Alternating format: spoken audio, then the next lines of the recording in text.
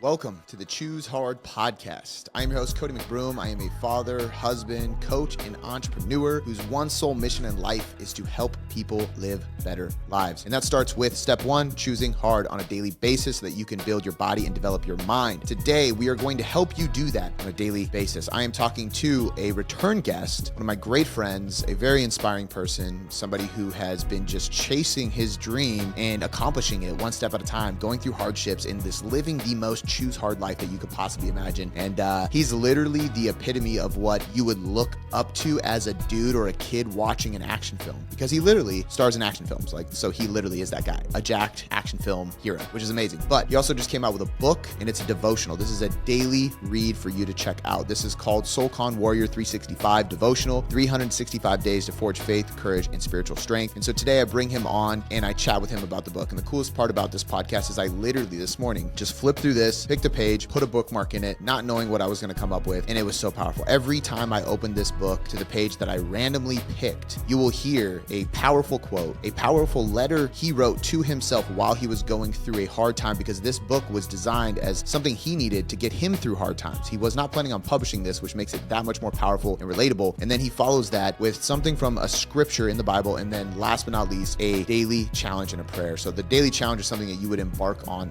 this day. And I promise you, if you just go get this book and you read through this book every day like I am right now, I'm literally reading through it every day, and I've been reading through it the last few weeks now since it came out as I'm recording this. It really does start your day on a more positive, uplifting, faithful note that you are going to be more ambitious. You are going to get after it. And this is not a soft woo-woo devotional. This is a SoulCon Warrior devotional. So it tells you like, hey, let's feel the feels, but it's time to buck up, get after it, and get it done. And I love it for that. So we're going to dive through this book. We're going to explain why he created this book, how it came about. You're going to see the emotion on his face if you're watching the video version of this podcast. As I read the page in this book, you can see him recollecting, remembering, and really just sitting in the memory of when he wrote that and what he was going through. And he breaks down and explains exactly what he was going through, which makes it that much more relatable. So really excited for you to listen to this podcast. Again, this is called SoulCon Warrior 365 Devotional. You can get it on Amazon. I'm going to link that in the description along with his Instagram so you can follow him, check out when his latest movie is coming out, as well as when he finally announces the movie he's working on now, because he couldn't share the details on the podcast. And you can check all that out on his Instagram. So without any further ado, let's get on to this conversation with the one and only Cody Bobay.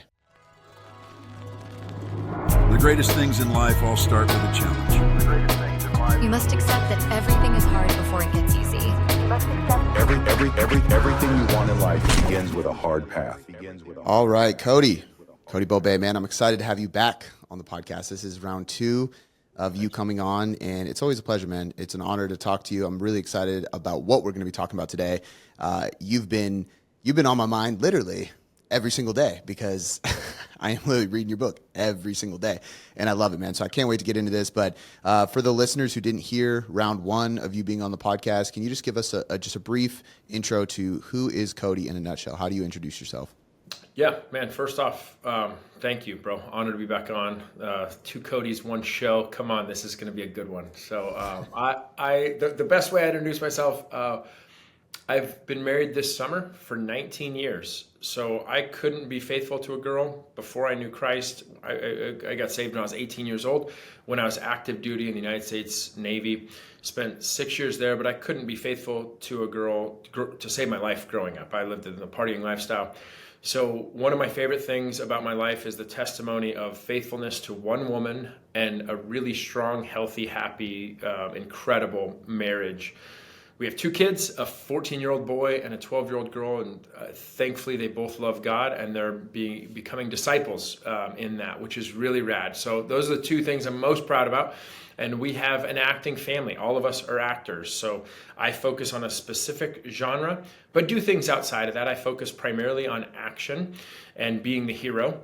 And I have taken other roles, but that's my primary focus. My wife can do just about anything. And my son, he just had a massive audition for one of the biggest kids shows in Disney, and he's super talented. And then my daughter's pretty talented as well. So that's what we do. And I'm also, as an actor, you're a creator. I'm deeply passionate about art. So one of my rules of life is that I show up to every single day, and I'm creative and curious in the moment. And I think that's what makes you potentially be a great actor. But I know it's what makes you a great artist. And I just released my 7th book. So I've failed with a lot of books. I've seen a couple of them succeed on a big level, and one of them succeed wildly. And hopefully this next one does too. So that's a little bit about me. I love it, man. I think we're going to get into this throughout the book. And one of these things that I'm going to say right now is going to become very apparent. It already is apparent just of how you introduce yourself. But it's cool. And I have a question that I might have actually asked you on the first one, but I would be curious to hear your answer again. You were one of the first people that I've ever had on the podcast that it was clearly a episode about faith. And this isn't necessarily a Christian or a religious podcast. This is a fitness and a mindset and a personal development podcast. But at a certain point, it turns into me just sharing my life, my pursuits, my passions, my practice, and my thoughts on it all, right? And so obviously Christ has kind of like influenced this a bit, and we've had different guests on the show and stuff. But one thing I've noticed a lot since that first time we podcasted together and I had you on and you really started just sharing your journey with Christ and everything is that it seems like there's just this shift in the world happening, and I live in one of the craziest places for this, that the shift is probably going to be the last place for it to happen in, and that's Washington State. There's a lot of crazy stuff going on in Seattle right now. But I say that to say is like, do you what are your thoughts on this, man? Do you see it too? Do you see guys find it seems like there's so much more men and just people in general just curious about God and curious about Jesus and wondering in these great movies and books and people coming out and speaking on it. And there's just so much happening. It's amazing. It's phenomenal. I love it. But what are your thoughts on this? Why this is happening? Yeah. My favorite thing, because people ask me that question quite a bit, especially being in the film space of like, oh man, it's hard to be open with your faith in that. And no, I think the more we get to where we celebrate everything, right? Like if I want to identify as whatever, people are going to celebrate it. I've just learned that my story is my story. And when people ask me my story, I love telling it. And you're not going to get to know me without getting to hear about Jesus, because I was terribly lost in my sin of wanting to get high, wanting to get drunk and have sex and be satiated by the partying lifestyle. And if anybody's in that lifestyle, they understand it can just be disastrous. Most of the time it is disastrous, but it can go really bad. And you can have those moments at 2, 3, 4 a.m. where you're staring in the mirror saying, what the F am I doing? That was my life, a majority of growing up. I was raised in a broken home. So I never want somebody to really get to know me without hearing the reality of the song that we celebrate, Amazing Grace. How sweet the sound. Like, it's so magnificent in my life. But Cody, I would just say it's really cool to see, because the more expressive everybody's getting, and we're saying, hey, you can be whatever you want to be, cool. It gives the opportunity for guys like us to say, well, this is who we are. And I'm not going to tell you this is how you have to be. I'm just going to share with you who I am. So I go on film sets and people can identify my last hair and makeup lady was a satanic. And she's working with me and I'm the lead on the film, and we became really good friends. And, it's just, I'm going to talk to her about my faith because she's going to ask me about my story and she's going to talk to me about her faith. And, it's just really interesting. So I think we're in a really cool time to be alive where people want to know. Like I focus on branding a lot, right? Releasing books, releasing movies, bringing all of the content to life.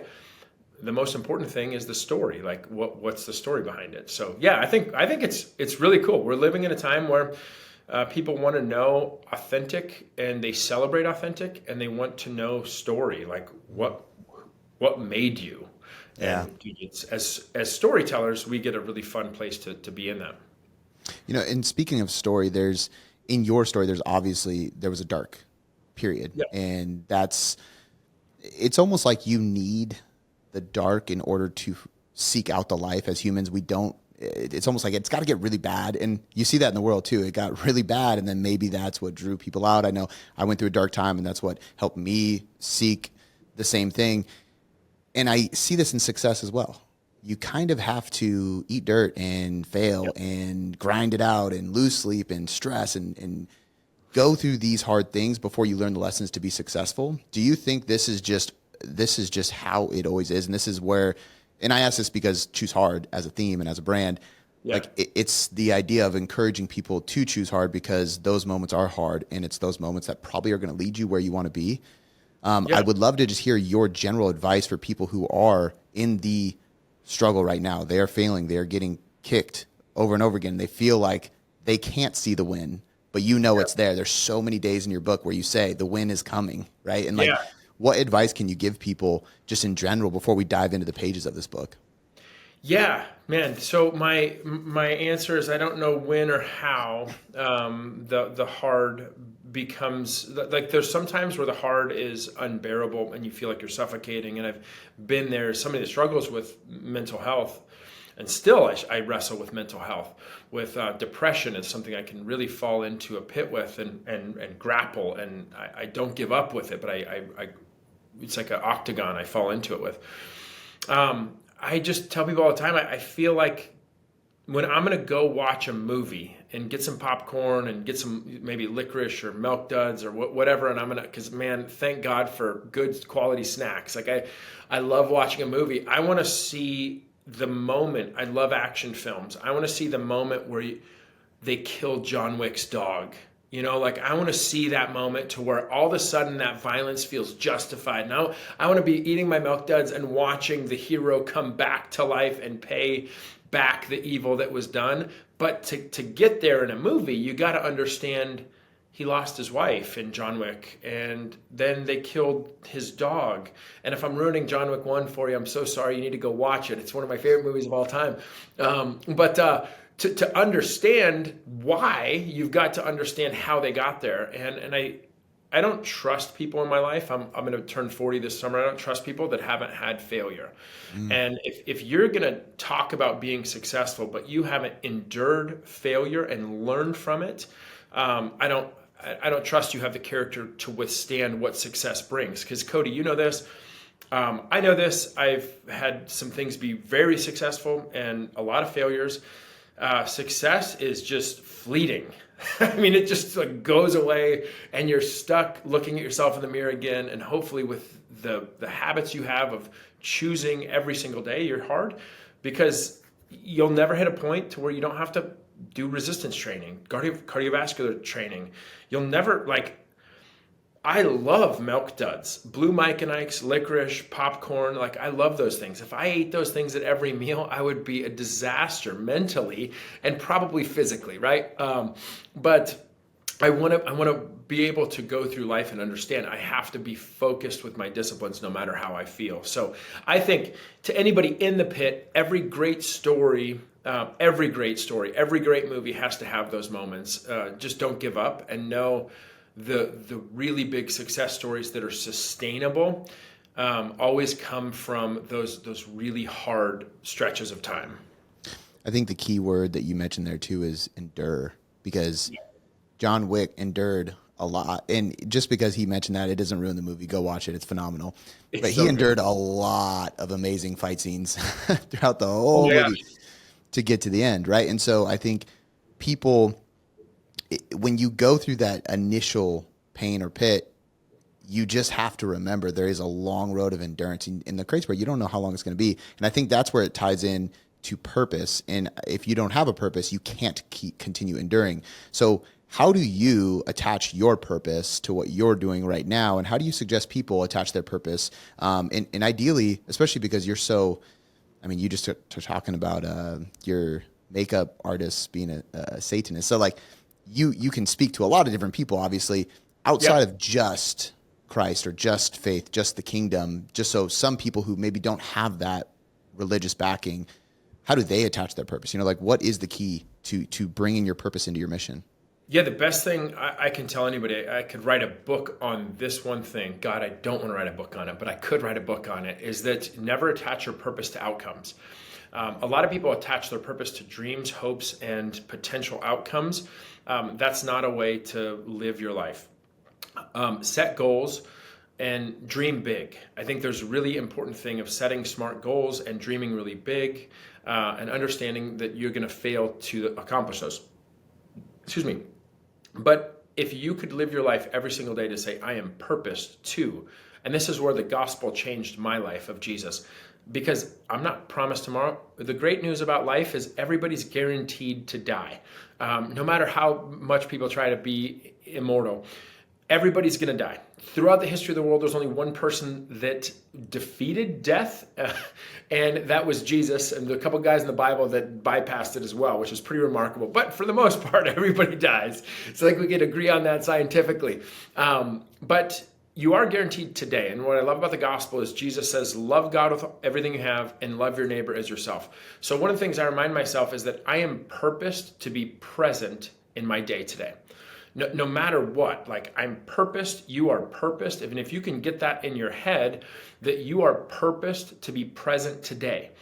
Sometimes I think big dreams and motivation from social media and all these things that we live in can blind us from being, and doom scrolling can blind us from being present in the moment that we have today, because who knows what tomorrow has. But man, I've just learned that I am purposed to be present. And when I'm present, I'm the best version of myself. And when I'm the best version of myself, I have the best shot to accomplish my destiny, dreams, and my aspirations. So I think everybody has to understand, like, man, be purposed in your life and you will accomplish your purpose. But if you're not purposed and you're distracted, it's the fastest way. I was in the military for 6 years. If I can get you distracted, I can get you confused, I can get you off course, and you will get defeated. Would you define being purposed in your life as simply being present, or is it living to the fullest? Like explain what that single thing means for the people listening. Yeah, no, great. So I have a graduate degree in business, an undergraduate degree in business. For me to be purposed and present, I have to know who I am and what value I can add to that present scenario. To where if you look at these major corporations, they know who they are and what value they can add. So for me, I've got to know. So if I can be present in the moment, like an example is, I go to a local church, and our local church has volunteer requests all the time. If I just volunteer for something I suck at, like I have 2 kids, but I suck with a whole bunch of kids. I'm like kindergarten cop. Like I'll just be like, I'll have them marching in formation. So I'm just not good in those environments. I don't have an abundance of patience. I have to know who I am and where I can add value to be purposed in those present moments. And man, that takes a lot of strategy. It takes a lot of saying, what do you suck at in this life? I suck at a lot of things. That's fine. I outsource them or don't attempt them. But something I learned in my graduate course as I was going through this, I just completed my process in the military. I was writing my first book and I was getting my graduate degree. I realized that you can waste a majority of your life focusing on things that you suck at to try to become effective with, or you can focus a majority of your time on the things that you're great at and become highly effective in those areas, and then outsource the rest. Depend on people to accomplish the rest. And I think the only way you can be fully present with somebody is to truly know, this is who I am and this is the value that I can add.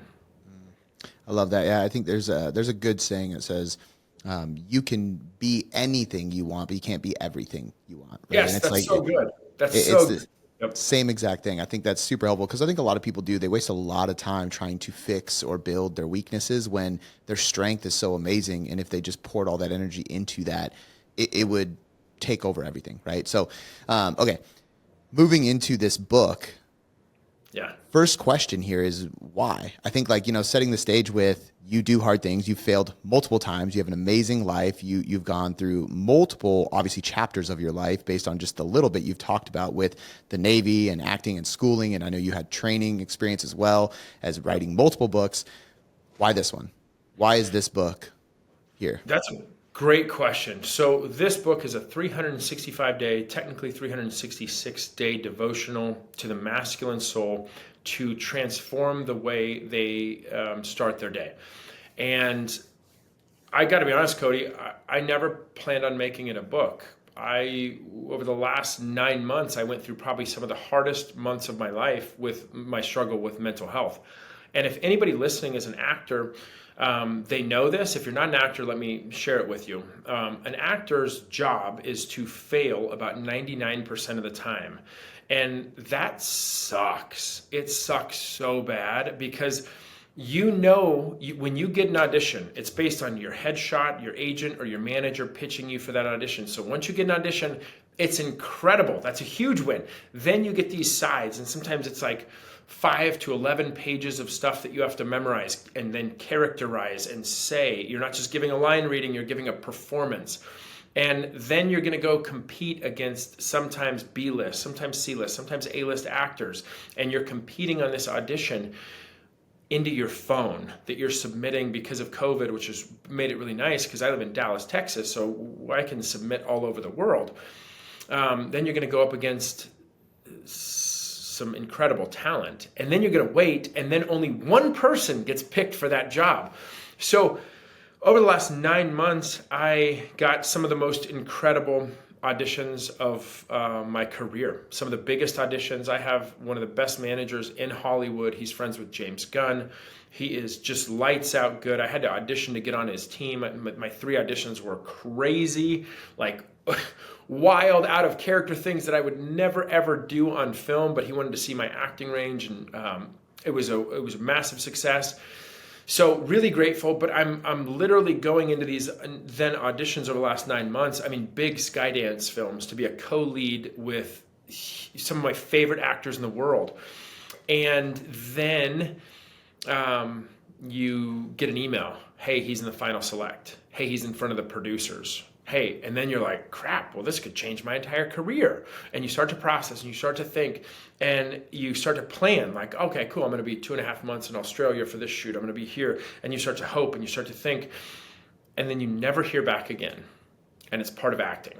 They don't have to say like, oh, this is why we didn't pick him, anything like that. Oh, he's in the top 3, top 5, top 10.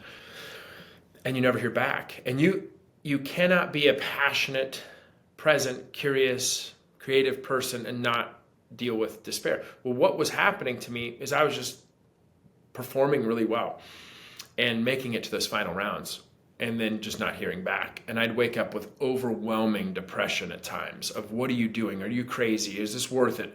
Are you ever going to make it? And I had to write to myself. So as you read these devotionals, they weren't written ever to be a devotional book. They were literally me having to go through, like David, King David, he lost all of his friends wanted to kill him at one point. He was in a city called Ziklag, and they were about to fight with King, let me remember his name, but he was the king of Gath, King Achish. And he was actually fighting with the enemy, and they were going out to fight King Saul, and David was with him. And they're like, King Achish said, hey, we're not comfortable with you coming. These guys aren't, because they're so afraid of your men, so you have to go back. They're afraid David and his men were going to turn and fight the Philistines. So they sent him back to Ziklag. All of David's wives, their family got stolen by bad guys and the desert bandits. And David's friends wanted to kill him and stone him. And he was weeping and crying. And the Bible says he went off and strengthened himself in the Lord and sought the Lord's voice. And it's in those moments, I think, that, I know this book was born for me. I had to learn how to write to myself to strengthen myself through those dark times. So this book is written to the masculine soul, because you get a motivational quote at the start of each day from a famous Christian. Sometimes it's a famous artist, not always a Christian, but it inspires you to art. Then sometimes you get a poetic writing from me, but the next part is I had to sit and hear God talk to me. So I wrote, and this is what changed my life, and I feel like will change every man's life if they learn to pray this way. Majority of praying, men that are married should know this, a majority of effective communication should be listening more than speaking. And I tell people all the time, your prayer life should consist more of you listening than you talking. And I had to sit and learn to hear God talk to me as his son. Because the great thing about the gospel is it says, Cody, you don't deserve anything. But because I love you, I gave you the gift of Jesus on the cross for you at your worst state, and I'm going to save you. And it's not just in the saving that my life has changed. That means then I don't go to hell. Praise God. It means that he adopts me to be into his family, and he considers me a son. Well, when I'm going through a hard time, I don't feel value at all. I feel like a pathetic loser that should just quit. And I started to get tempted with a whole bunch of things. So I had to start to write, and I probably wrote about 700 of them. Putting it together was really interesting because I was writing to encourage my soul to say, hey, I need to hear from God. So I couldn't hear from God. I've never heard him audibly in my life, but I just had to write to myself. So I'd write son, and I'd just write through these devotional prayers like God was talking to me. And then I'd write, hey man, here's a Bible verse you're going to meditate on today, Cody. And then here's a daily challenge. And then here's a warrior prayer. And I'll talk about that in a little bit, but that saved my life, Cody. It saved my life through some of those really dark moments when I just wanted to quit everything, to say, man, I've got to sit with God as my father. And I got to cry sometimes, and I got to let him know all of my emotions. I got to pour that out to him. And then I have a wife and I have kids. And after that moment, I got to get up and drive on. I've got to operate like a warrior. I've got to choose my heart that's going to leave a legacy. And I have to do the hard things I know that are right in my life with massive intensity. So hopefully I can break through. And the story of this hopefully incredible action story has a really good ending and not falling short in the middle of it. Dude, it's so good.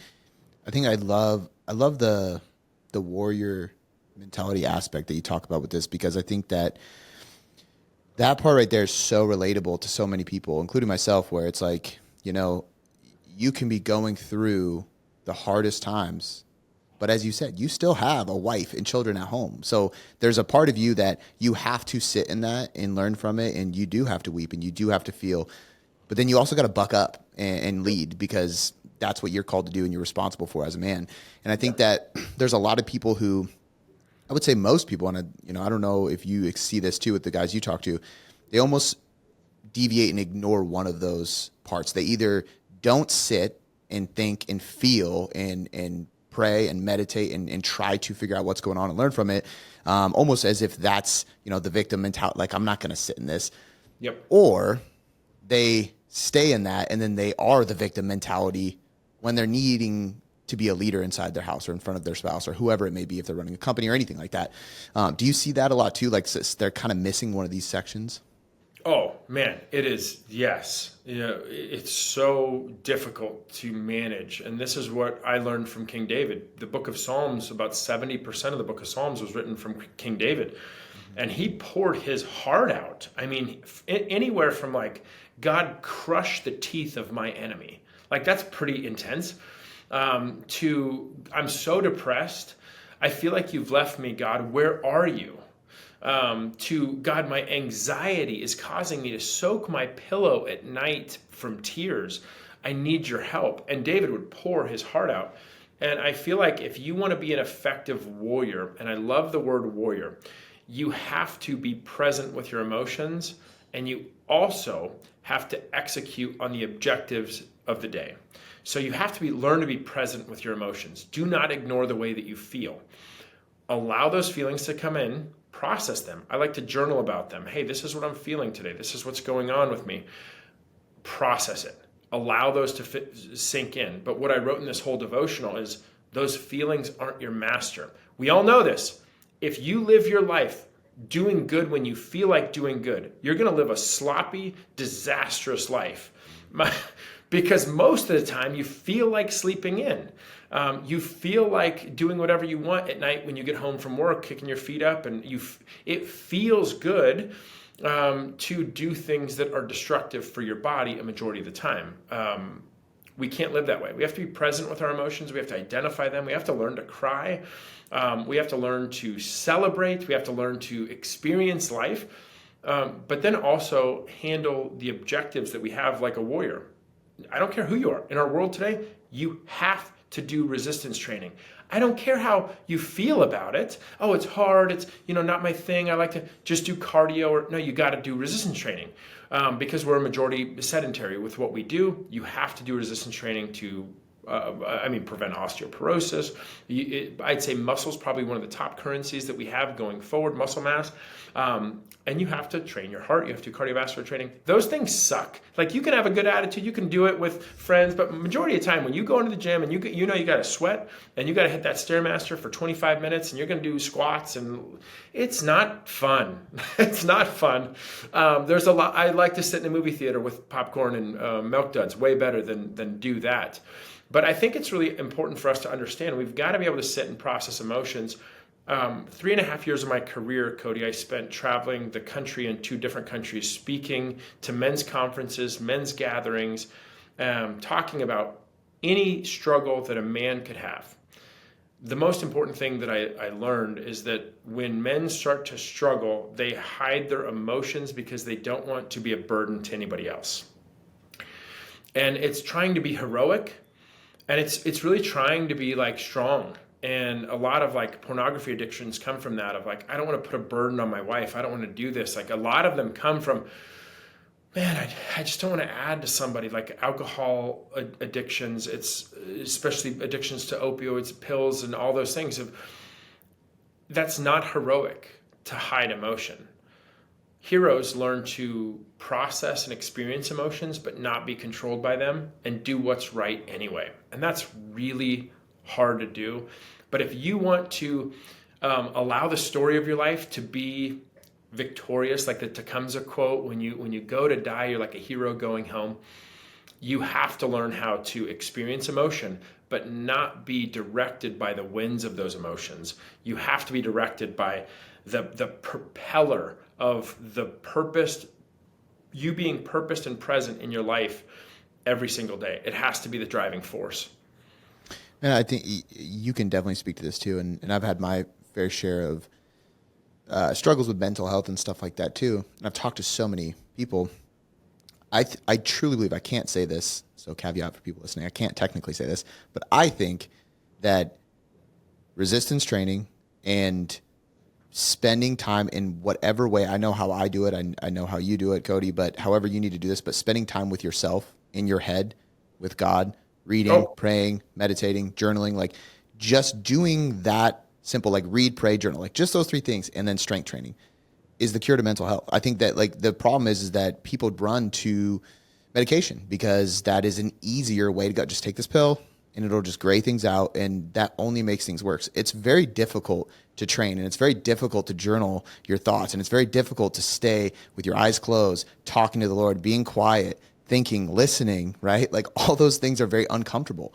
But once you do those things for a consistent basis, I mean, it can change your life. And I'm assuming like that's probably, was that a part of the catalyst for you to fix and get help with your mental health? Yeah. No, you have to. I'm shocked at how many men don't have the practice of meditation in their everyday life. Yeah. I would be a disaster if I didn't have it. And meditation is hard. It is more necessary to me than most of my disciplines. I need to. Psalm 23 is the psalm that I meditate on. So I do repetition, visualization, meditation. A lot of people will ask me about it. I do a minimum 10 minutes, maximum 30 minutes, and I invite my imagination into my prayer life. I'll recite Psalm 23 because it takes a long time for your brain to get focused and calm. For me, I sit into that. I've done deep water meditation. I've done box breathing into meditation. I'm a big fan, not a big fan. Meditation has saved my life. So I have to learn how to do the visualization side. Calm my mind, then fill it with, maybe it's that day. Maybe I have an audition that I want to just crush. I need to be in that moment. Maybe I'm going to a film set and there's an action sequence, then a cool emotional scene that I'm shooting that afternoon. I want to feel and experience that with the calmness and stillness of my mind going through it, going through the perfect repetitions in my mind before I execute. So it is a necessity to me. And it really comes down to very simple things. Like you said, like I think the biblical masculinity would change the world if all of men started to steward their mind properly, steward their money properly, steward their fitness properly, and steward their emotions properly. If we just did those things consistently on a daily basis, this year is my 19th time reading through the Bible, and people are impressed by that. I am really slow at reading, like so slow. I would rather write a book than read a book because I'm a slow reader. I have dyslexia, and I can read through the Bible because it only takes me 10 minutes a day. Like, I just read 10 minutes a day, and that I get through the Bible every year. And if I miss a day or, whatever, I'll do 20 minutes the next day, but I'll break it into 10-minute chunks.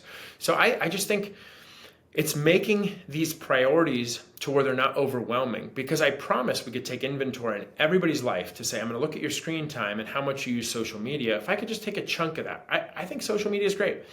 Cody used social media effectively. I love social media, great. But I don't want that defining the inner meditations of my heart. I don't want that. So yeah, meditation is really important. And again, for all the Christian men out there, or men that are on the fence, like I got a review from my buddy, Casey, that was really cool about my book. He bought my book because he's connected with me. He's a former Special Forces guy. And he said it earned a place on his bedside table because he's been wrestling with this huge gap. Is God real? Would he ever be close to me? And just this wrestle. And he is a warrior. And he came out of that and faced a lot of things in his life. And now this devotional is next to his bed because it has impacted him so much. And I think it's just really important for us to understand, like, we are a human that was created. And if you don't believe that and you're totally against it, just read the book Fingerprints of God. Total atheist, does the Human Genome Project, and they have to make a human body, and that was the Human Genome Project. So they actually did it, and they made the design, the blueprint to make a human body. Printed out would be as tall as the Washington State Monument. So they finished the project, greenlit and funded by the administration for Bill Clinton. And he said there's no way to study. He was an atheist when he started. He said there's no way to study and see the human body and not find faith in God. It's the darkest moments I've ever been in. I just want to share this with everybody. I've never talked to one single person that does not believe that God exists. No matter what God it is, if you're satanic, whatever, you believe that God exists. And I've never had those times where people don't genuinely believe. But I think it's being honest with yourself to sit in that, not allow the distractions to keep your mind so busy, and sit in those meditations, the time of meditation. And man, take one day a week with no technology and just pen and paper and no movies, no nothing, just like smell a blade of grass, like smell a leaf, like look at a leaf and think of photosynthesis for 1 hour. Think about how little you know about science when you start to look at a leaf and chlorophyll and photosynthesis, and you're like, holy crap, water and sunlight goes to this leaf and it makes carbohydrates to how does it even, just take time in nature and think about science, invite your intellect into those moments. So yeah, man, I'm really passionate about it. It's when you have a child who goes through like their why phase, you quickly learn that you only know like one layer of why. Yes. You get to these things, you're like, I don't know. I have no idea. That's crazy. Yeah. I have no idea. I'll never forget, I was on a camping trip with my son, and he was 7 years old, and he said, Dad, how do stars stay in the sky? And I was like, oh man, well, I'll tell you when you're older. I was like, I don't know the exact answer to that. Yeah. And I remember looking, and there's the campfire, and we're looking up at the sky thinking, I have no idea, actually. And you say gravity, and then that's about as far as it goes. I have no idea how that works. Flux capacitor, I don't know, son, shut up and eat your marshmallow. So I think, it's good, man. It's cool. One of the things you mentioned that is, I have a really interesting observation, something I'm fascinated with is this idea of stewardship. And I've found it very interesting to watch how so many people lack self-respect while constantly chasing the respect of others who realistically don't really matter in the grand scheme of things. You matter far more. So you should be earning your own self-respect. And it's earned the same way, right? You earn self-respect by doing the work, getting the result, and then proving to yourself that you could do it. Just like the other person who did the work and got the result and has proof of it, you respect for that thing, most of which was hard stuff they went through. And you respect them for that. So, but I say that because I find it really cool that there's a lot of guys like yourself who put an emphasis on stewardship, which is in my opinion, this idea of treating your body, treating your business, treating your relationship, treating your life, treating your car, this table, this podcast equipment, the world, everything, as well as you can, because you don't own a damn thing. God does, and God's given that to you. And the cool part about that is you have such a high regard and respect for God that you excel in these areas and treat your body and your life and your relationships and all these things so great. And it's that one simple shift that could take somebody from not doing what they should be doing and treating themselves the way they should and being the best version of themselves. Just from the simple fact that you realize life is such a gift and you have to steward it well. You know what I mean? And it's such a shift.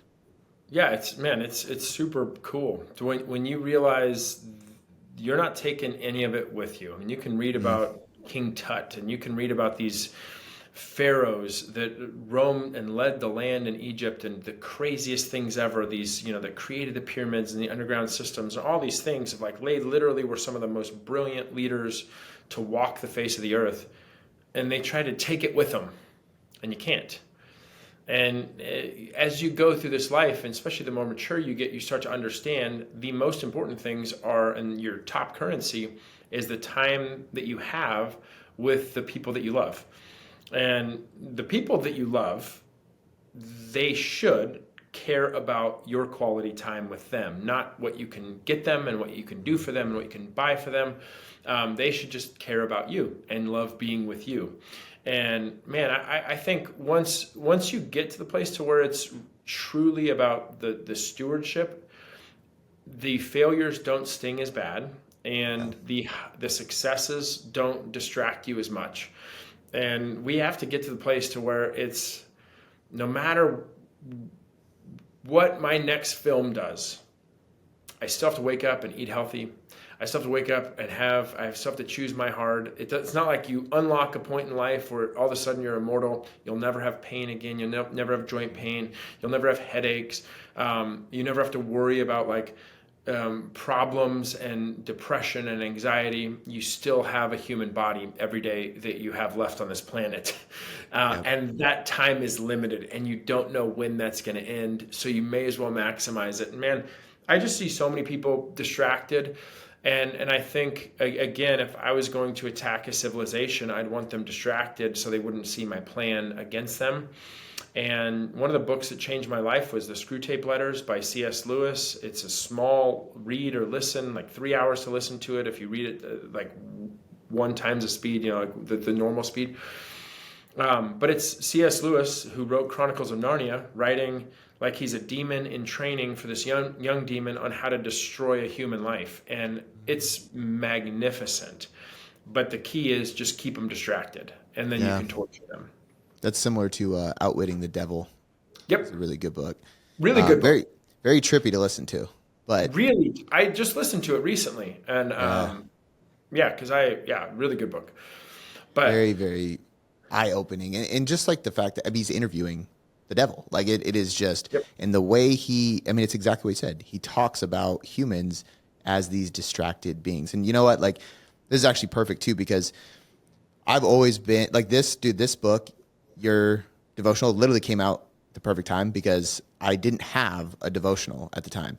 And I'm a big, my morning routine changes over time, but I always have something that sets my mode for the day. It shifts me. And that's a huge thing, because I do believe that the way you start your day really does change your attitude, your outlook, everything, your reactions, responses. And it's cool because my wife has her devotional on her nightstand. Now I got mine. My daughter has hers that we read to her before bed. It's perfect. And so I start my morning with this every day, and it's been phenomenal, man. I've been reading it every day since I got it, and it couldn't have come at a better time. And I think that everything we've talked about thus far is honestly the perfect context and build up for opening this up right now and talking about a few things inside of it, because one, you've been transparent about your past. You've been transparent about mental health and the importance of it and your struggles with it and the constant failures and difficult decisions you have to push through and everything.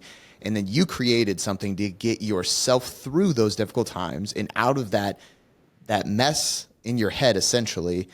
And then it became a book. And so guys listening might be like, man, like I wish I had that attitude. Well, you can literally, because this is what Cody did for it. So the cool thing, and I'm not joking, bro. So one of these, I have 5 bookmarks in here, little sticky notes that I ripped up.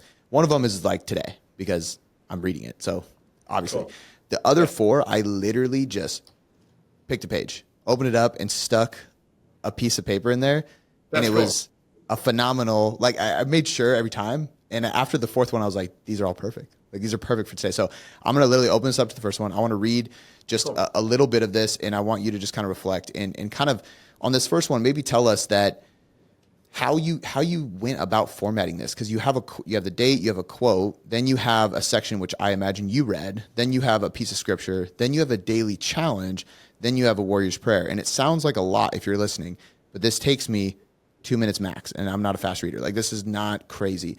The challenge is a separate. I have to leave and go do it. So that might take me more time depending on it, but it's really cool. So today, this first one I opened up to was January 7th. And a quote by Rick Warren to start. When you understand that life is a test, you realize nothing is insignificant. Then you say, son, nothing in your day is wasted. Not the interruptions, not the long waits, not even the suffering. Every moment is an opportunity to respond with faith, to grow in grit, to trust deeper. I use traffic jams to build patience. I use detours to develop character. I use silence to strengthen dependence. Don't despise the small moments. They are the proving grounds of your calling. Dude, I love that I opened it to this page first. It's so good. Whoever can be trusted with very little can also be trusted with much. Luke 16:10. And the daily challenge is treat every moment today, especially the frustrating ones, as a test of your faith. Pass it with purpose. This is, dude, like if choose hard could be summed up, it is literally this, because it's approaching every moment that hits you and beginning to, instead of reacting or not knowing what to do, it's instantly knowing that you have to push through, you have to have faith, you have to embark down the difficult path because it's going to lead to a good place. And this frames that so well, especially with the little moments. So I love this page, man, but break this down for us. How did you decide, like, what was it that made you think, I'm going to pick a quote and then I'm going to write a letter, I assume to myself, as though the words that you're hearing as you pray, and then you pick a quote, a verse, and then you have this daily challenge. Like, was this daily challenge what you decided like you were going to do today? Like, how did this come about? Yeah, man, thank you. Thanks for reading that. I love that one so much, and I know exactly where I was at when I wrote that. And I was on a plane that I faced a 10.5-hour delay that day. And I want people to understand one of my favorite things about life, if you can navigate through understanding every opportunity is an opportunity for you to grow stronger or you to grow weaker. And it's a rule we have in my house that it's weak and easy to complain. It's hard and effective to choose to grow stronger. And man, weak people talk about other people. Strong people, they talk about how they can improve. And I've heard this on social media, I'm not sure who this quote's from, I've never had an actor that's way ahead of me talking bad about me. I just hit a milestone on my social media where I have over 200,000 followers, and I'm like, oh, that's on Instagram. I'm like, sweet. Then I look at somebody else and I'm like, they have 14 million. I am so far away. And you start to see this, but I've never had Alan Richardson make a post slamming me. He has no idea who I am, even though I love his career. I love what he's doing. We have to understand there are moments that define our destiny. And I think every moment helps define my destiny. And I want everyone to be a brick that I'm continually building. Whether it's I'm fatigued, tired, my flight's been delayed all day, and I'm on a plane, and on that plane there was a lady that was really grouchy. So the company I was with, they were flying me first class, and I was sitting in first class, and she was demanding things of these stewardesses. And the weather was bad, and everybody was kind of tense. And I remember I was sitting there, and I was watching, and I was writing, and I love the structure of and it was really hard to make the structure for these devotionals because I wanted something that I loved. Because I think to be able to do anything properly as an artist, you first have to be deeply inspired and impacted by it. I want it to be done in 2 minutes, 3 minutes, and be a thought process that can be sticky with me through the day. I love quotes. I love Rick Warren, what he's been through. His book, Purpose Driven Life, changed my life when I was 18. After I became a Christian, I grabbed that and read it, and it was, man. So I love that. But I wrote these in a way where I felt like it was God speaking to me, and it's what I needed to hear in that moment. Because I want so many times, like, I just want right now to be on a film set in Hollywood leading an action film because I love it so much. But if I really want to get there, I have to keep building the bricks of intentionality, understanding my entire life has purpose, my entire, everything coming against me, whether it's a 10.5-hour flight delay and I'm sitting there next to a lady that's complaining and I'm analyzing this and having empathy for the stewardess that's serving and stressed. That's where I wrote that one. So I just wrote it. I actually love Jesus Calling. Every time I read Jesus Calling, though, I feel like I'm reading my wife's journal. And I've always wanted a kind of Jesus Calling for the masculine soul.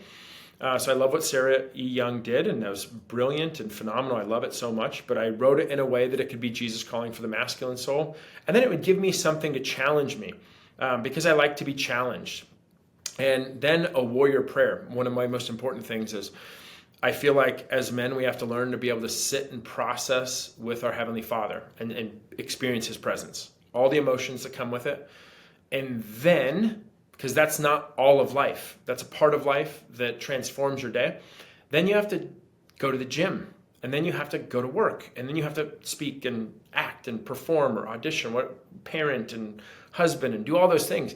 I wanted to train my mind to say, Lord, help me to pray and to operate with my daily disciplines, with my exercise, as a warrior that lives in honor, that knows I used every opportunity as a building block because I don't know. I'm an actor focused to be an action hero in film. I don't know if I'll ever make it to where I want to go, but I do know, and I have to guarantee myself this every single day. I do know if I get there, I will have the character to sustain a healthy marriage and a life that my kids will be proud of. Something that is, I think everybody needs to hear, just from the story you told about the plane and based on this page I read, is that you had to intentionally start journaling, intentionally sit and think and observe. And I say that because I think a lot of times there might be somebody, like I want people to visualize this. You're sitting on the plane and you see this happening too, and you're getting kind of irritated and frustrated. Then you look over and you see Cody. He's not looking very frustrated. He's pondering. He's journaling, he's reading, he's thinking. He doesn't look angry. He has a good energy to him. And in your mind, a lot of times people would never think that you're putting together this at that moment. They're honestly probably somewhat envious, right? They're just like, how does this guy not get irritated? Why is he so calm? And like, how does he stay so positive and all that stuff? This is why. And this is why I think these things are so important. This is why before I was reading this every morning, I was doing something else every morning. I was reading something no matter what. That's why I read a proverb every single morning. Yep. Because you have to frame your mind going into the day, because it's not our natural tendency to just respond positively and be optimistic and respond patiently. Don't react abruptly. Like that is not the bad response is always what naturally comes to mind. Emotional, reactive, angry, like those things are human tendencies, and we have to fight against them. And this is part of the way you do it, is starting your day with this, which is it's so great, dude. And I want to clarify to everybody listening, like I was literally taking my kids, we're having company coming over tonight in 30 minutes from now, and I had to take them to Walmart, and there was a guy that cut off next to me, and I literally drove up and made eye contact with him, because I feel like sometimes they just need to see the size of the man that they're looking at. And so I'm with my kids, and they see me do that, and I was like, oh, I shouldn't have done that, guys. I'm sorry. So just so everybody knows, This devotional came from the heart of trying to be the best person possible. But I have like Happy Gilmore inside of me that I have to just keep down. Can go from like wanting to be good to like ripping a guy's throat out and back and forth. So most of the time I try to be that positive, present, and purpose person in the moment. But sometimes stupid people push me over the edge, and I do stupid things. That's what makes it that much more relatable, dude. Like, and I'll compliment you on this because I was talking to a client yesterday about this coach client because I did something different situation, but what I did similar to what you just did is apologize in front of my daughter because I think it takes a lot of humility to be able to stop right after doing something that you don't want others to see and be influenced by. Now your kids are going to be influenced by how you corrected yourself, which takes a lot of humbleness, man. And I did the same thing. There was a rough morning the other morning and I should have handled it better with my wife. And I was just kind of being dismissive about it. And so I stopped. I was like, I don't care if we're going to be late for school. Got on a knee, apologized about the whole situation in front of my daughter just to let her know it's not how a dad acts. It's not how a man acts. I'm sorry for that. And it wasn't a huge deal, but it's a big deal that I did that in a positive way, and that's big. Not what I wanted to do. That's not easy. That's, that is, I tell guys all the time, you want to be an effective dad, your kids need to hear you ask for forgiveness. And it starts with, the only thing good about me is that I'm forgiven. So I need to show that and celebrate that. And I'm forgiven every day. And no matter how good I do in some areas, I can literally just be a disaster in other areas. And I think it's just constantly living in that forgiveness, understanding that you need forgiveness every single day and throughout the day. That makes us super effective. So I love that, man. Thanks for sharing. Yeah, absolutely. And this devotional just written, just so everybody knows, once I had them all, and I probably have 700 of them total. It was the hardest professional thing I've ever done. I had to take them out, and then I had to format them, and then I had to get them all to where they're in one page I wanted a certain size book. Yeah. And then I had to go through and make sure the formatting. Then I had to make sure the flow. And then I picked some out and move some around. And I wanted the experience to be, Cody, like you're talking about. I actually read it every morning. It's with my Bible and my journal because I pray for every man going through it. And I've written so many of them. Some I know exactly where I was at, like that one when I wrote it. And some I think back to where I was. But it was when you read this book, I know each page is soaked in prayer and its purpose to be in that position in that month. And that was professionally, it's the hardest thing I've ever done was cross that finish line of I knew it was excellent and I submitted it to release. Yeah, I think a lot of people, they forget to think about after all the words have been put into a document, there's still a lot left to do with the book, man. And, I think, do you have enough time for me to read another page or two? Oh, yeah, I'm great. Yeah. So I think that one of the things, and this is another good example of this, and the last page was too, but the second page I just flipped to randomly, April 12th. And you can see, this is about an issue. You can see your own issue in it. You had an issue that you were working through when you wrote this, but as soon as you read it, myself or another person, it's like, I know exactly what the thing is. So this one, I don't know how to pronounce Craig's last name for this quote, Craig Groeschel. Yep, that's it. Oh, there we go. You cannot correct what you are unwilling to confront. So true. Son, ignoring the issue won't fix it. Avoiding the conversation won't heal it. You are not called to comfort. You're called to courage. Love that. Confrontation isn't anger. It's love in action. It's clarity with conviction. It's stepping into the tension instead of tiptoeing around it. I didn't put fear in you. I put the truth and boldness in your bones. So speak, move, lead. Speak the truth in love, Ephesians 4:15. The daily challenge was confront one situation today that you've been avoiding. Do it with truth and love. Dude, that is a great one. And again, confront one situation today. But as soon as you read that quote and you start going through this, ignoring the issue won't fix it. You know exactly what issue pops up in your head.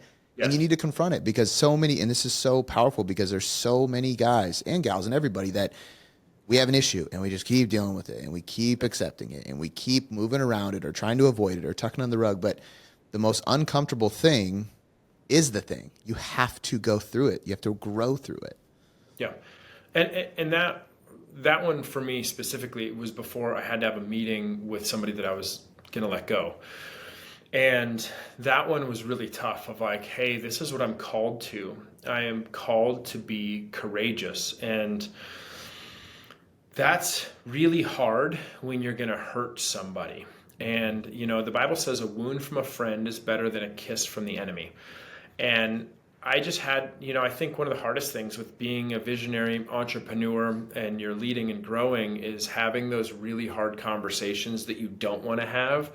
That can be in your marriage, with a marriage counselor, that can be with your kids. And I just had to remind myself, like, I have to be bold in my speech. I have to understand. And, I love Craig Rochelle. And that quote really kind of just sucks because it's so good. And I hate it, but it's choosing your hard and making sure that when you go through those moments, you learn as much as you can.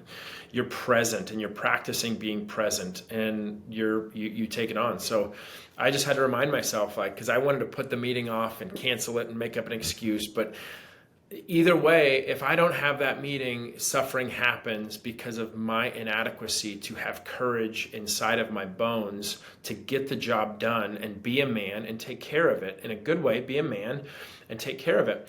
And sometimes you get those amazing moments and the end of that call didn't go well. And I didn't, make a friend from it, but I didn't lose my mind. I protected my vision and my company. It was good. It was really good. It was just really hard. And I think when you can understand, and that's where this devotional has helped me so much when you go through this, and I hope everybody that reads it feels like it's prayerfully inspired, because it is for sure, because it was never intended to be written for a book. It was written from my lessons I was going through, literally like a journal to myself, to encourage myself, to speak courage to myself.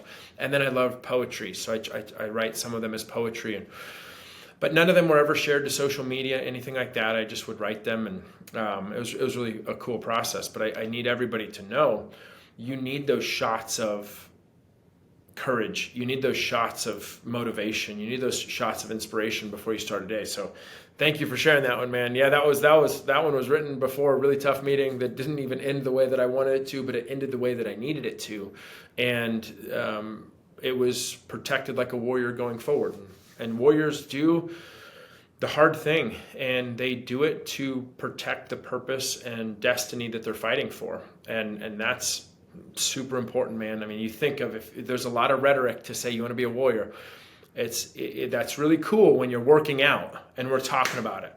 But when you got to go extinguish the work of evil with violence of action, maybe that work of evil is you tolerating pornography and that addiction. Maybe that work of evil is, most of the time in today's world, it takes violence of action to stop the evil that we're destroying our lives with.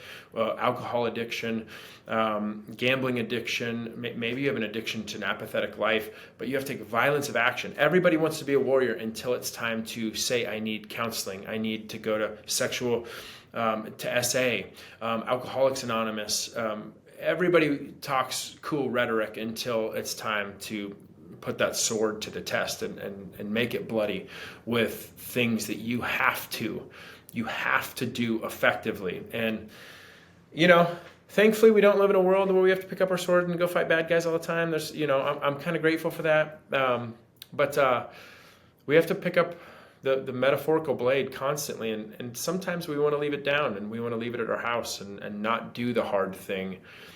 But man, if we can just create a habit of doing those hard things when they need to be done, our life will be so much more protected and purposed.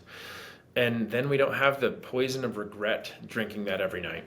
Yeah, dude, I love watching your face as I read these two, because you can tell the memory pops up, which is really cool, Man. And dude, I know exactly how that is as an entrepreneur. I know I've had the same, and you build it up in your head for days and days. And it's there's, with every great calling comes great responsibility and great sacrifices. And I think that's the part people see the calling. They don't see the sacrifices and responsibilities a lot of times, which brings me to my last page I want to read because and it's today. We'll finish on today's as we're recording this. Cool. Oh, I'm sorry. Tomorrow, not today. I've moved the bookmark to tomorrow, but this is literally so on point with what we just said. And the quote from C.S. Lewis is, "Hardships often prepare ordinary people for an extraordinary destiny. Son, pain screams, purpose whispers."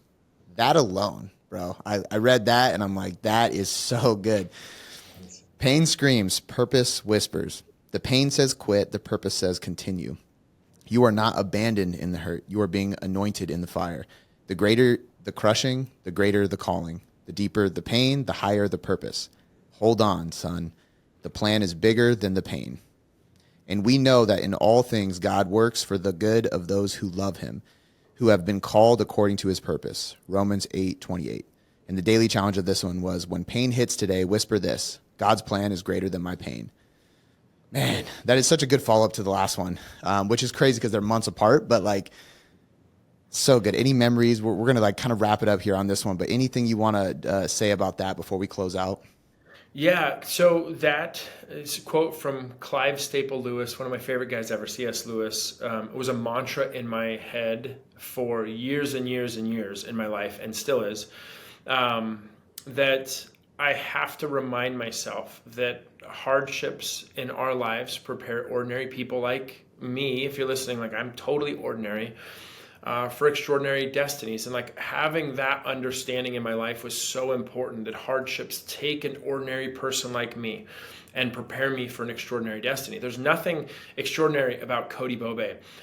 I have to be humble enough to be aware of that and to be able to really process and navigate that. For me to live an extraordinary life, it's going to take hardships, because I didn't come out of the womb like an NFL athlete. I didn't come out of the womb like this star player. I have friends that it's crazy.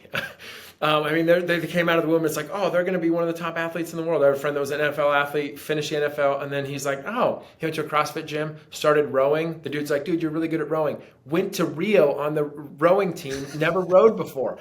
And now he's like on his fourth business that has exited over hundreds of millions of dollars. Like, the dude is just good at anything he does. I'm not that guy. I've never been that guy. I'm an ordinary guy.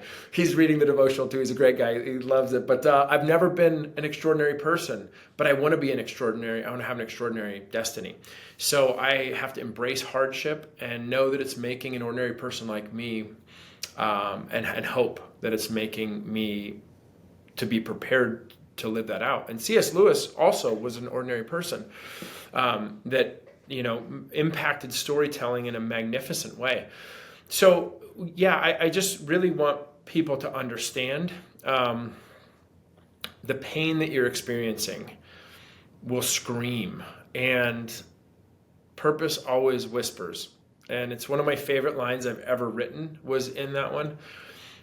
Any stage I've ever spoke on, any makeup chair I've ever had a conversation with, anybody I've ever talked with one-on-one, they don't want to hear about the time when I was in Cancun with my wife and it was easy and it was just like those aren't cool stories.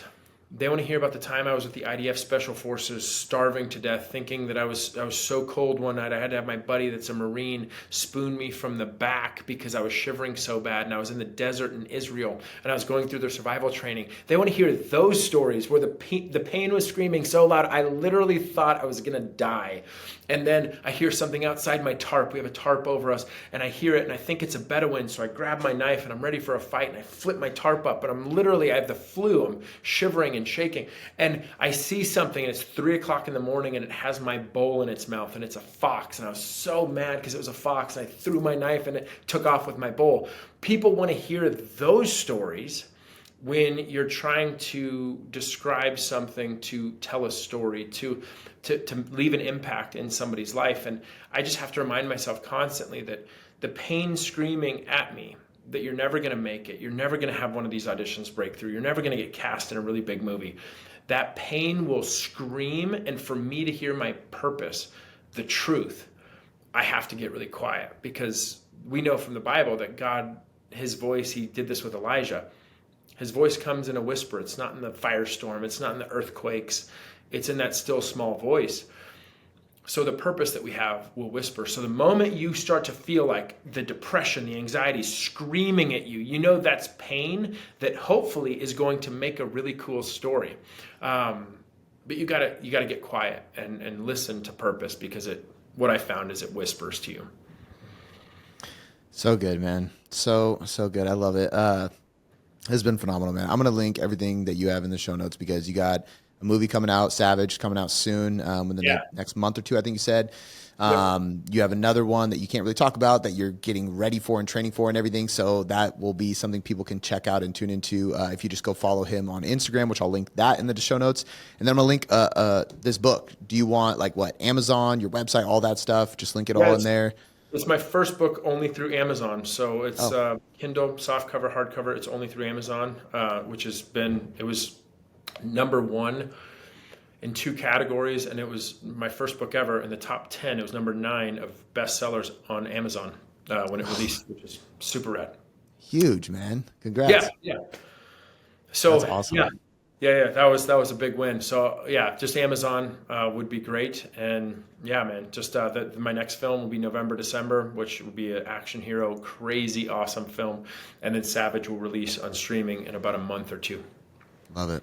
Awesome. Well, I will link all this. The book is called SoulCon Warrior 365 Devotional, 365 Days to Forge Faith, Courage, and Spiritual Strength. Cannot recommend it enough. Like I said, I got it immediately. It was funny because you texted me and I was like, bro, I already got it. That's so cool. I can't wait. Yeah. Like I was on it right away, because this is right up my alley and I cannot recommend it enough. So I'm going to link all that in the description of this podcast. So you guys can check it out and go follow Cody. And dude, thank you so much for spending time with me. It's been an honor, and it's always a blast talking with you. Yeah, likewise, bro. Thank you so much, Cody.